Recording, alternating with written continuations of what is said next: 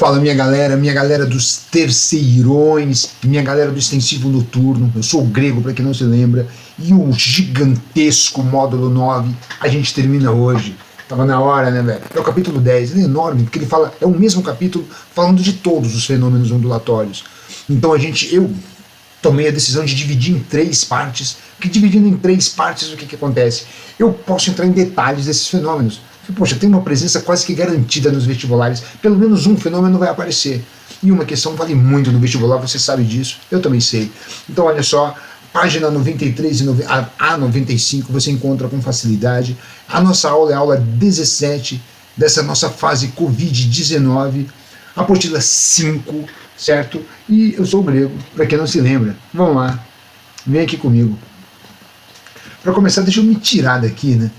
Eu sou meio narcisista, eu gosto de aparecer, mas eu fiquei em cima do texto. Então olha só, para a gente falar em interferência, a gente tem que falar no princípio da superposição. Superposição é uma palavra-chave no que diz respeito à interferência, porque é o seguinte, uma coisa é você juntar, outra coisa é você sobrepor, superpor. Por exemplo, quando eu pego leite, um copo de leite, misturo com uma xícara de café, eu estou misturando essas duas coisas, elas vão se tornar uma coisa só. Agora, quando eu falo de superposição, as duas coisas podem estar no mesmo lugar, uma se sobrepõe à outra, mas cada uma delas preserva a sua individualidade. Essa é a ideia de sobreposição ou superposição. E é isso que explica o fenômeno da interferência. Quando 2 ou mais pulsos de onda que se propagam no mesmo meio, ondas de mesma natureza, claro, onda sonora interfere com onda sonora, onda luminosa interfere com onda luminosa, certo? No mesmo meio se encontram, ocorre a superposição e depois elas continuam como se nada tivesse acontecido. Então dá uma olhada nessa animaçãozinha aqui, agora eu posso me colocar para cima, dá uma olhada nessa animaçãozinha aqui, tá? Olha só, quando você olha para ela, deixa eu ver se eu consigo pausar ela num determinado ponto. Vou pausar ela aqui. Opa, mais ou menos. Vou deixar seguir mais um pouco, segue mais um pouco. Aqui. Quase. Bom, o que eu queria? Imagina, isso aqui é uma onda, vamos chamar ela de onda A. Ferrou.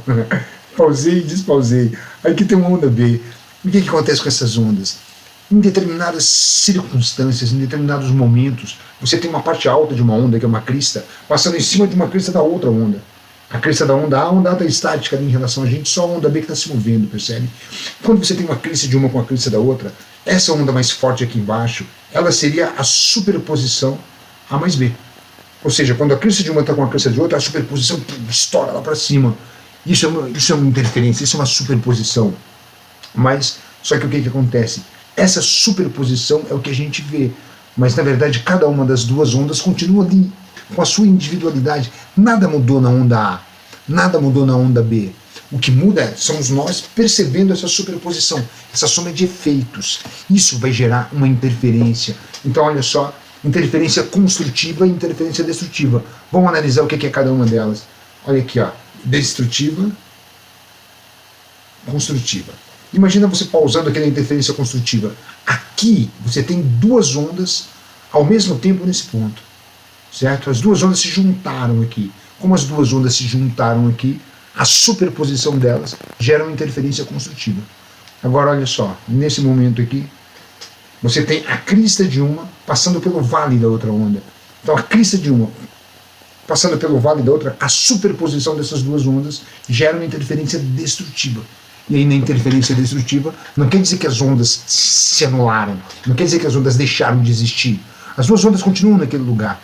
A superposição delas é que gera um efeito nulo, já que o efeito de uma anulou um efeito da outra naquele momento, só naquele momento. Isso é a interferência construtiva e a interferência destrutiva. Então naquele ponto, é uma coisa pontual, vai acontecer uma interferência. Mas as 2 ondas, cada uma delas continua independente da outra, como se nada tivesse acontecido, certo? Esse é o fenômeno da interferência. E aí, se a gente quer analisar de forma sistemática, de forma matemática a interferência, a gente vai ter que pensar na interferência unidimensional, que seria numa única dimensão, uma corda, por exemplo, certo? É muito comum que os vestibulares cobrem interferências em cordas, que são as interferências unidimensionais.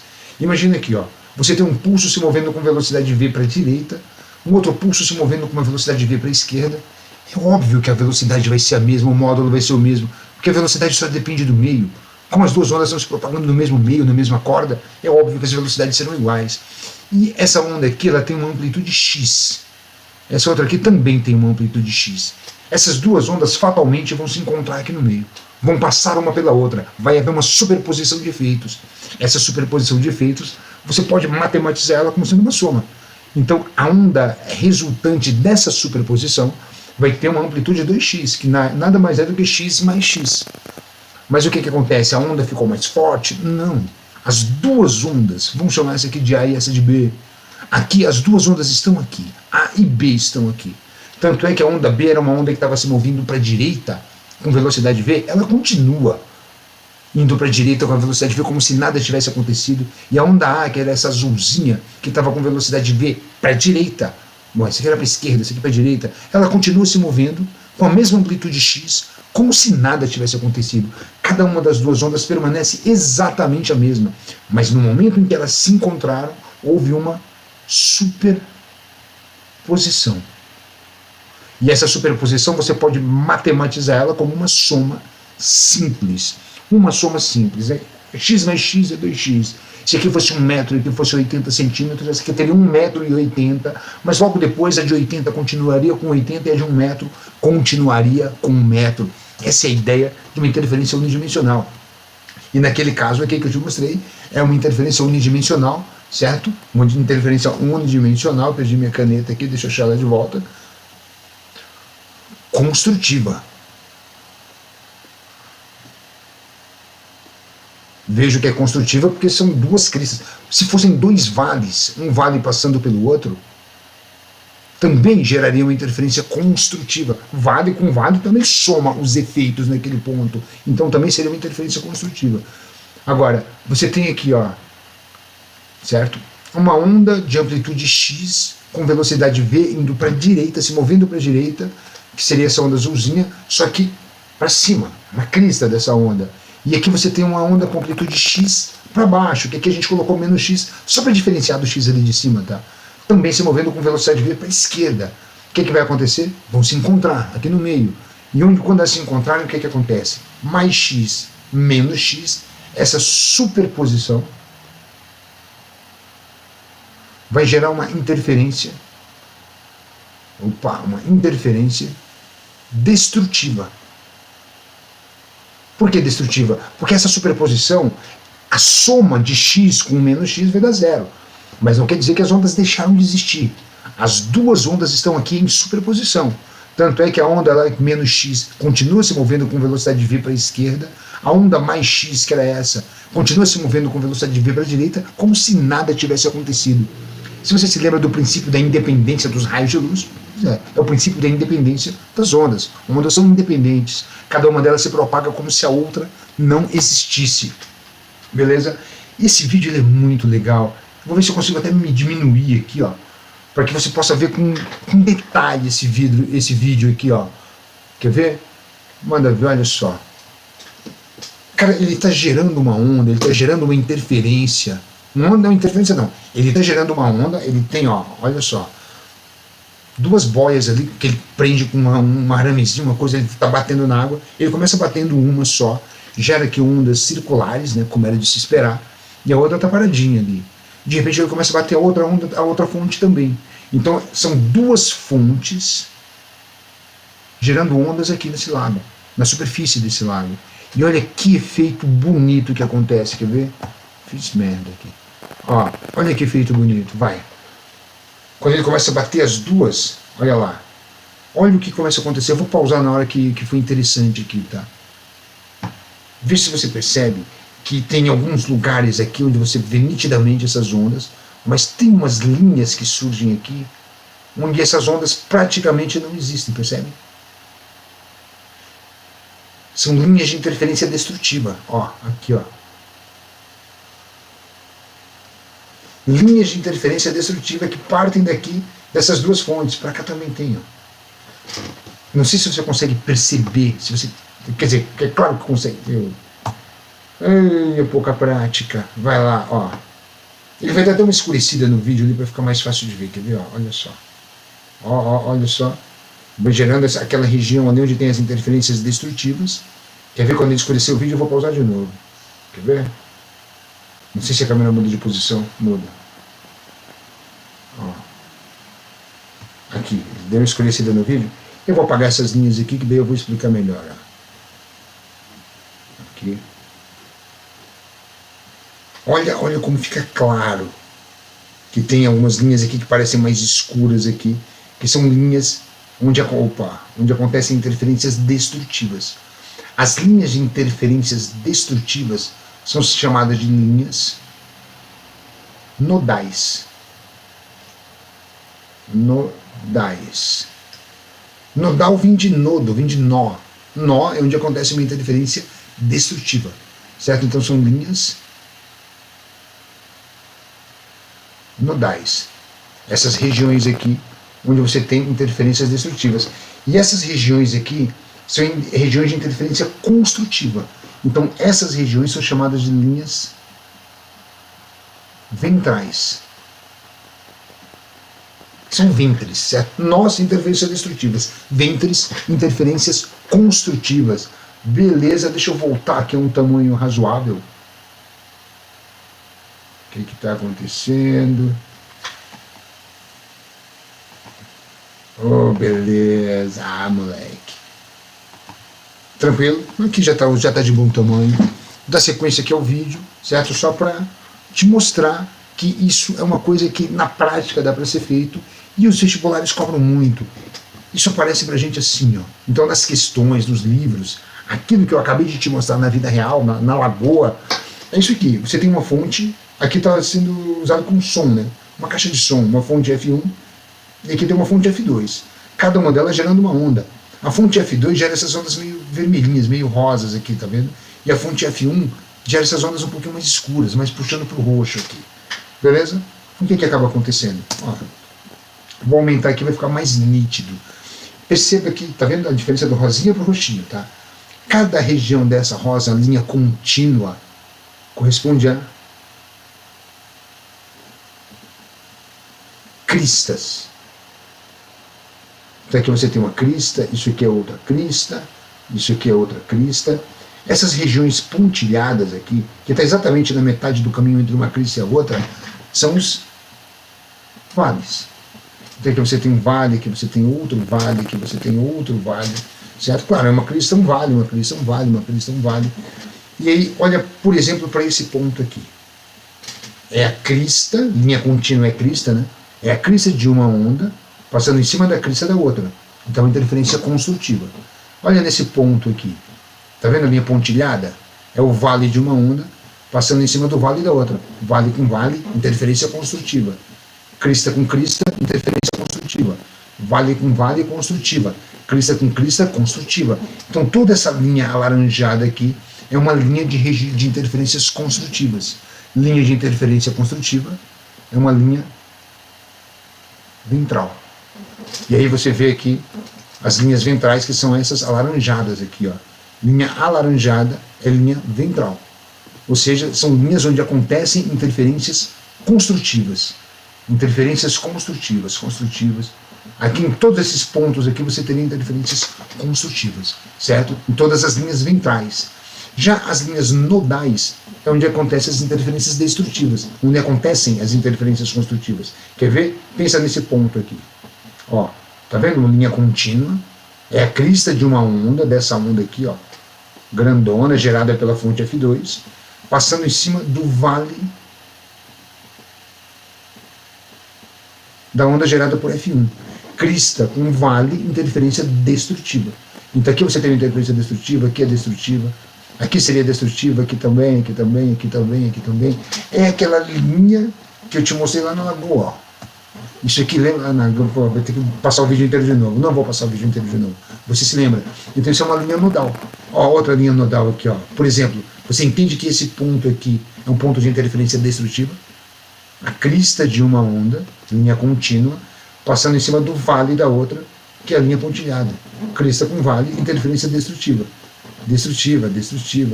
Ele colocou como bolinha aberta aqui as interferências destrutivas, gerando as linhas nodais, e como bolinha fechada aqui, no pontinho fechado, os pontos de interferência construtiva, que são as linhas ventrais. Beleza? A UFSC já botou questão só assim, fala assim, no ponto 01, no ponto A ocorre um máximo de intensidade, por ser uma interferência construtiva. Já teve essa uma figura idêntica, essa é uma questão inteira da UFSC, só com isso aqui. Beleza? Aqui tem um exemplo, que é um exemplo muito legal de interferência no plano, que é a interferência bidimensional, né? No japonês, copia isso aqui vai cair no vestibular, tá? Copia, decora isso aqui. Isso é muito importante, o que está aqui embaixo também. Decora, e olha só. Olha o que eles fazem. Isso aqui é um projeto chamado Amoeba. De repente vocês procuram e encontram no YouTube aí, alguns vídeos deles. O que seria esse projeto Amoeba? Ele é na verdade o que você tem aqui, ó, ver se eu consigo pausar. Ó, pausei? Não. Mas ó, o que você tem aqui, ó, perceba um coração aqui, olha a amplitude disso aqui, olha a altura dessa onda. O que aconteceu, meu Deus? Tá, olha a altura dessa onda. Eu não consigo parar. Deu ruim, eu não estou conseguindo parar o vídeo. Mas você viu ali, você tem aqui, nessa região aqui, você tem vários vibradores controlados por um computador que geram as ondas que vão produzir interferências construtivas aqui e gerar figuras. Isso aqui é uma letra delta, uma letra grega, ó. É um delta minúsculo. O delta maiúsculo é assim, né? O delta minúsculo é assim, ó. Isso aqui, essa letra aqui lembra um D, mas meio estranho assim, né? Então, ó, essa letra delta aqui, os caras fizeram na superfície da água, um coraçãozinho e tal, estrelinha, e consegue fazer várias coisas através de interferência bidimensional, interferência na superfície da água. Agora aqui, experimento de Young, é o experimento da fenda dupla, ou dupla fenda. Esse experimento de Young, né, Sir Thomas Young, Thomas Jovem, jovem não, porque nome não se traduz, né? Se nome se traduzisse, coitada da Caroline Dickman. Mas olha só, o experimento de Thomas Young, o que é? Foi um experimento que ele idealizou para demonstrar que a luz era uma onda e não uma partícula como Newton achava que era.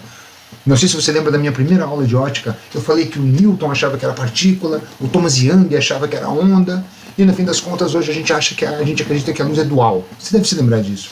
Então, o experimento de Thomas Young, é claro que aqui não está com a luz, aqui é uma animação, certo? Mas o experimento da fenda dupla é o seguinte, ele produziu um feixe de luz e fez ele passar por uma fenda bem pequenininha, comparável ao comprimento de onda da luz.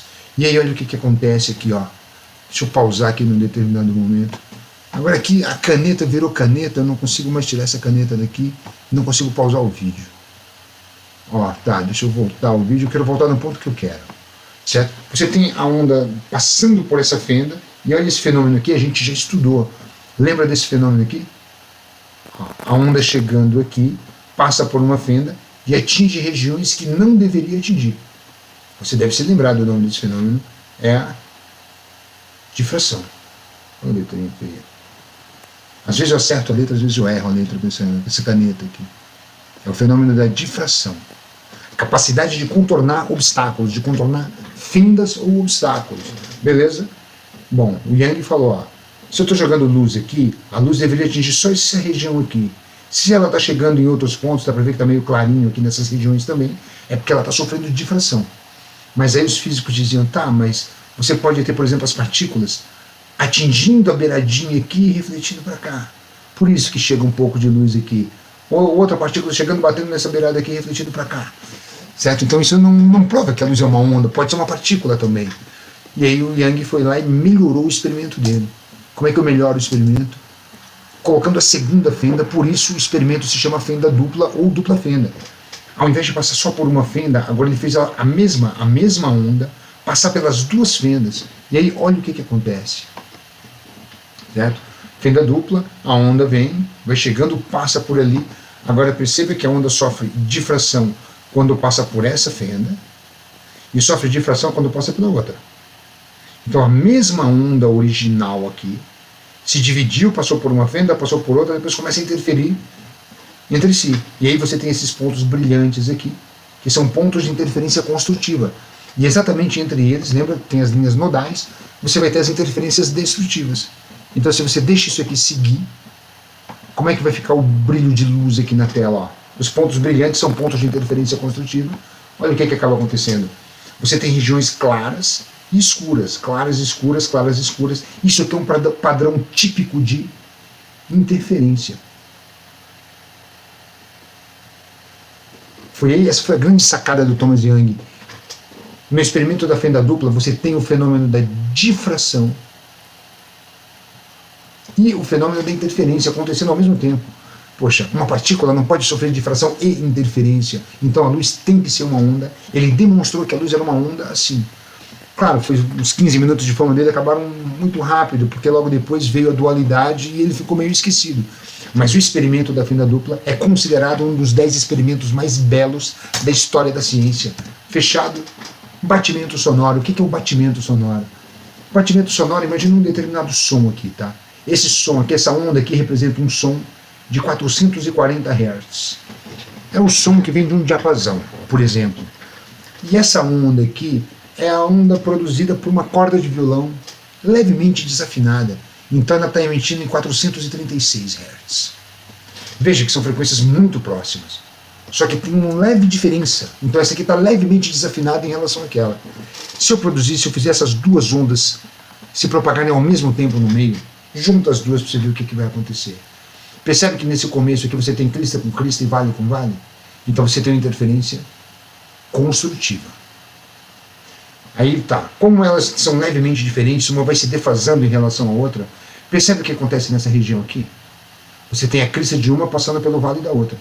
Então aqui você tem uma interferência destrutiva.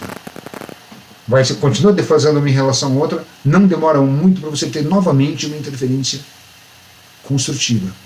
Logo depois você tem uma interferência, crista com vale, destrutiva. Logo depois você volta a ter uma interferência construtiva.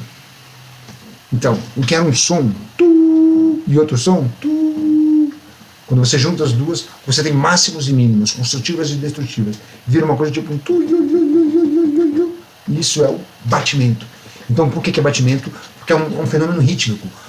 Aumenta e diminui, máximos e mínimos, máximos e mínimos. Juntando essas duas ondas, você teria uma onda resultante assim, máximos aqui na região de interferência construtiva, mínimos aqui na interferência destrutiva, novamente máximos na interferência construtiva, novamente mínimos na interferência destrutiva, e assim sucessivamente. Uma coisa ficaria e essa oscilação rítmica é um batimento. E aí a gente faz dois cálculos. Primeiro, qual seria a frequência do batimento nesse caso? Uma das ondas de 440 Hz e a outra de 436. A frequência do batimento seria 4 Hz. Ou seja, é o módulo da diferença das duas. Diminui uma da outra pelo módulo, certo? Agora, e qual seria a frequência resultante? Bom, a frequência resultante seria 438 Hz. A média aritmética das duas. Como são frequências próximas, fica bem fácil tirar a média de cabeça mesmo. 440, uma delas, 436 a outra, a média é 438. Muito fácil de ver. Mas se você quiser muito fazer o cálculo, soma as duas e divide por 2, que daí você vai ter a média aritmética dessas duas frequências. Beleza? E agora nós vamos finalizar com esse cálculo. Esse cálculo ele pega, tá? Esse cálculo é o que deixa algumas pessoas meio contrariadas, mas é isso que nos torna fortes. Olha só como é que funciona o cálculo de interferência quando você tem fontes pontuais. Duas fontes pontuais. Uma fonte F1, que pode ser uma caixa de som, e uma fonte F2, que pode ser outra caixa de som. Certo? E aqui você tem um ponto P. Certo? A onda que sai do F1 e chega até o ponto P percorre 3 metros. A onda que sai da fonte F2 e chega até o ponto P percorre 5 metros. É fácil de ver porque aqui você tem um triângulo pitagórico, percebe? Aqui é 4, aqui é 3, então aqui só pode ser 5. Então 3 e 5 metros. O que eu tenho que tirar daqui? Que informação que eu tenho que tirar? Que a diferença de percurso, ΔX, entre as duas ondas, entre as duas fontes e o ponto P, o ponto que eu quero calcular, nesse caso aqui é 5 menos 3, 2 metros. Certo? Outra coisa que eu tenho que saber quanto vale a metade do comprimento de onda. Se o comprimento de onda for 1 metro, metade vai ser meio metro. Se o comprimento de onda for 10 metros, metade vai ser 5 metros. Eu preciso da metade do comprimento de onda. Se eu sei quanto vale a diferença de percurso e sei quanto vale a metade do comprimento de onda, esse número n é o que eu vou usar para determinar se a interferência vai ser construtiva ou destrutiva. De que forma? Essa informação aqui, o enunciado vai ter que me dizer se são duas ondas que estão em fase ou se são duas ondas que estão em oposição de fase. 90% dos exercícios as ondas estão em fase. E se elas estão em fase, então eu te aconselho a lembrar desse caso aqui.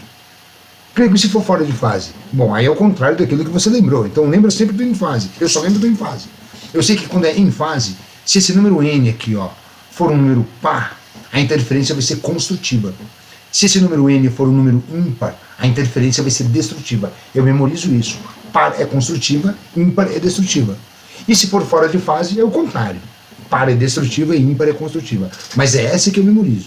Eu só tenho uma na cabeça. Eu sei que se for fora de fase é o contrário daquilo ali. Beleza? Por exemplo, aqui você tem que isso aqui, o ΔX é 2 metros. Vamos supor que você calculou que o comprimento de onda vale 10 centímetros. E vamos supor que o exercício te disse que essas ondas estão em fase. Calcula para mim a interferência construtiva ou destrutiva. Olha só, vai ser assim. ΔX é igual a n vezes a metade do comprimento de onda. ΔX 2 metros, certo? 5 menos 3, 2. N vezes a metade do comprimento de onda. Se o comprimento de onda é 10 centímetros, isso aqui é a mesma coisa que 0,1 metro. Né? Então a metade do comprimento de onda vai ser 0,05. E aí então N vai ser igual a 2 dividido por 0,05. 2 dividido por 0,05 é a mesma coisa que 200 dividido por 5. 200 dividido por 5, 40. Então você calculou que o N vale 40. Como ele disse que as ondas estão em fase, se o N é um par, é interferência construtiva. Então esse ponto aqui seria um ponto de máximo. Ao contrário, aqui está como primeiro mínimo, porque essa figura aqui eu printei de um exercício que a gente vai resolver, inclusive, e nesse exercício apareceu como primeiro mínimo, tá? Mas esquece, para ser primeiro mínimo teria que ser interferência destrutiva, e para ser destrutiva, esse N teria que ser um número ímpar. Então os números que eu inventei, eu teria que inventar outros números para dar um número ímpar. Simples assim. Quer dizer, simples não, porque não é uma coisa tão simples não, mas a gente consegue resolver e eu vou te mostrar que consegue. Para finalizar a teoria dessa aula gigantona, eu vou falar de interferência com a luz. Casos como bolhas de sabão, as cores que aparecem aqui, sabe? Às vezes quando pinga uma gotinha de gasolina no asfalto, também aparecem cores ali. Aquilo ali não é um fenômeno, não é o mesmo fenômeno que acontece num prisma. Um prisma separa as cores, faz a dispersão. Aqui não, é interferência. As cores que você está vendo são as sobreviventes das interferências. Você tem interferência destrutiva, as cores que sobram você enxerga. Mesma coisa nos CDs. Tanto é que quando você monta um CD, um DVD de ângulo, assim, você vê cores diferentes passando por ali. Vê todas as cores. E a explicação não é difícil. São películas transparentes muito finas. Então imagina uma onda de luz chegando aqui, atingindo a... Isso aqui é a bolha de sabão, tá? É água, ou sei lá, ou a película de plástico que tem aqui em cima desse CD. Então você tem essa onda refletindo aqui. Só que como essa película é transparente, uma parte dela, eu vou até mudar de cor só para ficar diferente mesmo, uma parte vai atravessar, vai sofrer refração, e vai refletir nessa segunda face, e vai sair aqui. Certo? Agora imagina essa onda interferindo com essa. Pode acontecer interferência? Pode. Vamos supor que isso aqui tem uma espessura D. A diferença de percurso é a ida e a volta, então vai ser 2D. Eu estou imaginando perpendicular, tá? Eu só coloquei de ladinho assim, porque senão ia ficar um traço em cima do outro. Então o ΔX é 2D. Aí você tem lá a metade do comprimento de onda. Você tem que saber qual é o comprimento de onda dessa luz aqui. E aí você vê o número N. Certo? Lembra? Quando as ondas estão em fase, se o N é par, é construtiva. Se o N é ímpar, é destrutiva. O problema é que aqui essas ondas vão ficar fora de fase. Elas não ficam em fase. Porque aqui você tem ar. Ar é um meio mais fácil. Aqui você tem água, sabão, plástico. É o meio mais difícil. Certo? É mais difícil no plástico, na água, do que no ar. E aqui dentro da bolha de sabão, você tem ar de novo. Então, olha só. Essa onda pretinha, ela está indo do meio mais fácil e refletindo no meio mais difícil. Essa onda inverte a fase. Lembra de reflexão em corda? Quando vai de uma corda mais fina para uma corda mais grossa, essa corda, a reflexão é com inversão de fase porque tem dificuldade? É a mesma coisa. Já essa aqui que eu desenhei roxinha aqui, ela está indo da água ou do plástico de volta para o ar. Então ela está indo do meio mais difícil para o meio mais fácil. É como uma corda grossa chegando numa corda fina. Essa aqui não inverte a fase. Então elas acabam ficando em oposição de fase. Uma delas inverteu e a outra não. Então elas ficam em oposição de fase. E se elas estão fora de fase, lembra qual é a regra? Se o N for um número par, você tem interferência destrutiva. E se o N for um número ímpar, você tem interferência construtiva. Mas isso é nesse caso, porque em uma das reflexões inverteu e na outra reflexão não inverteu a fase.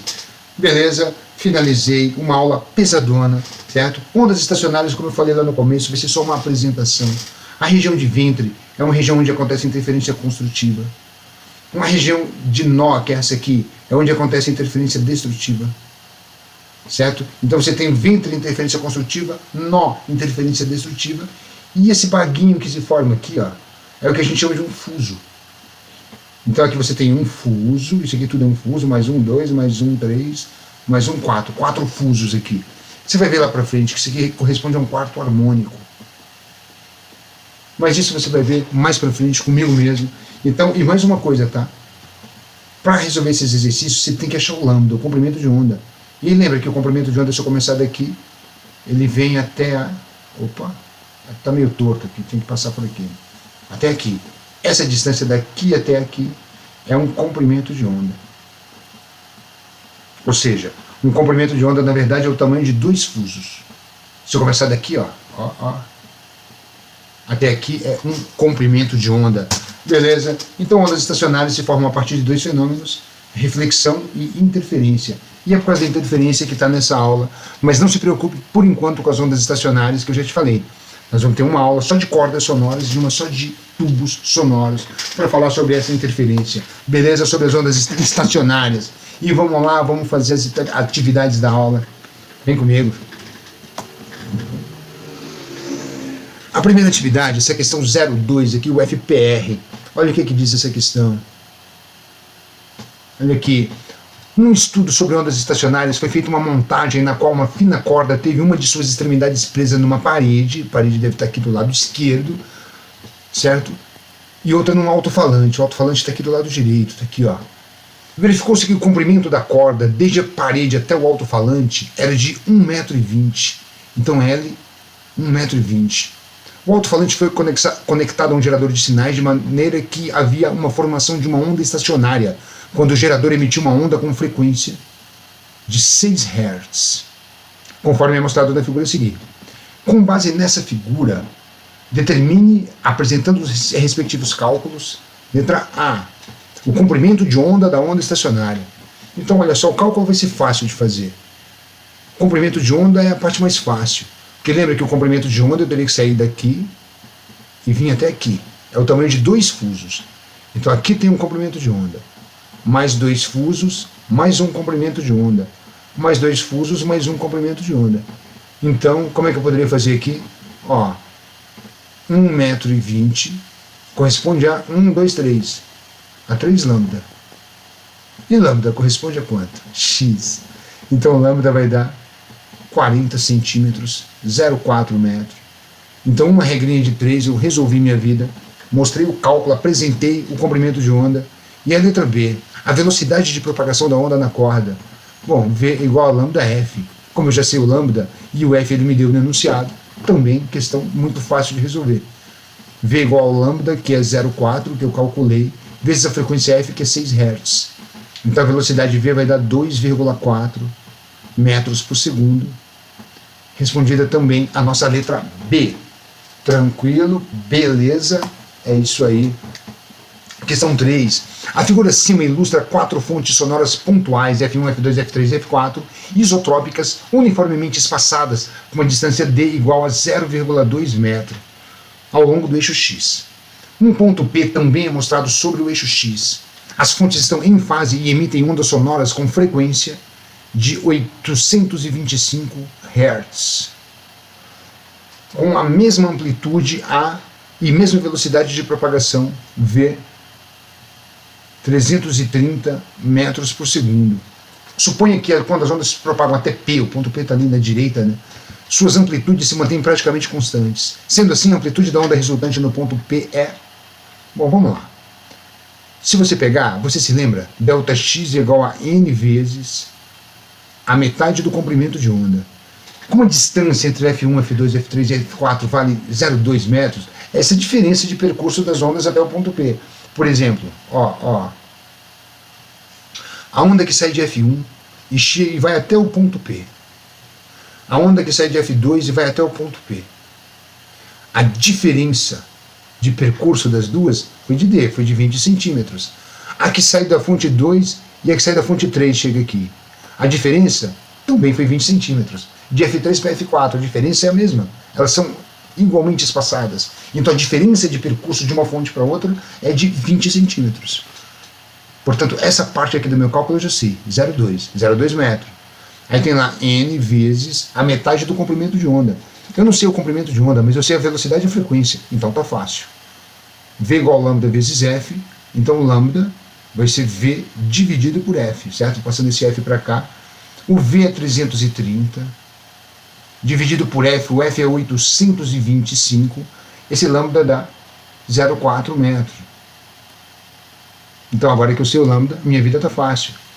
0 animal. Meu cérebro já está fazendo a conta, já está dividindo antes do tempo. Então vai ser 0,4 dividido por 2, que dá 0,2, né? Então n vale 1.